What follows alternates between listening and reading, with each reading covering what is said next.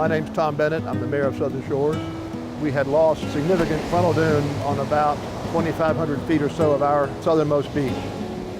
After considerable negotiations and discussions, a project manager working through the county, of course, was able to lock in a price for us of about $1 million. We think it's going to be close to that, maybe slightly under. The county has agreed to pay 50% of the cost of the project, or $500,000, whichever is the greater.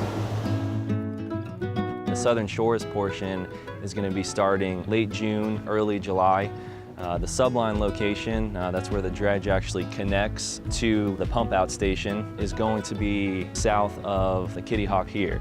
They'll go ahead and work north between the pier and the end of the taper. That's about 2,500 feet. So you'll have that shore pipeline on that section of the beach until they get to the end, and then once they've completed the taper, they'll go ahead and turn around and move that shore pipeline farther to the south. So there's an active construction area. That's where they're going to have their bulldozers. That's where the material is going to be pumped out. And so when they're doing that, the active construction area is about 750 feet to 1,000 feet.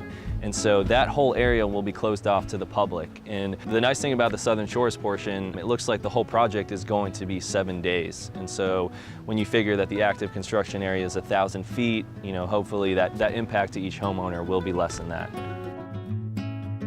When we talk about the width, there's a design template. That's the minimum protection we want to provide. And then we have our construction template. And so the construction template's a lot larger than the design template. And that's specifically because of two things. One, we know the profile is going to equilibrate.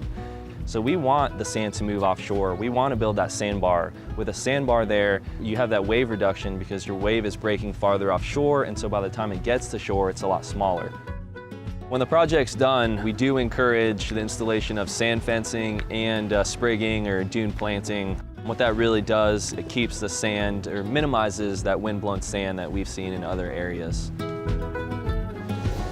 The residents of this part of the beach also have agreed to help with the cost of the project, and they're paying 30% of the town's cost, our cost being around $500,000. These residents, 25 or 27 homeowners properties, will be paying $150,000 of that cost. It made us feel better about moving ahead with the project and have that kind of support from the residents who live here. I think it's very important that we have that. And it also was a positive for other residents of the town to see that the people who are benefiting are also going to be contributing.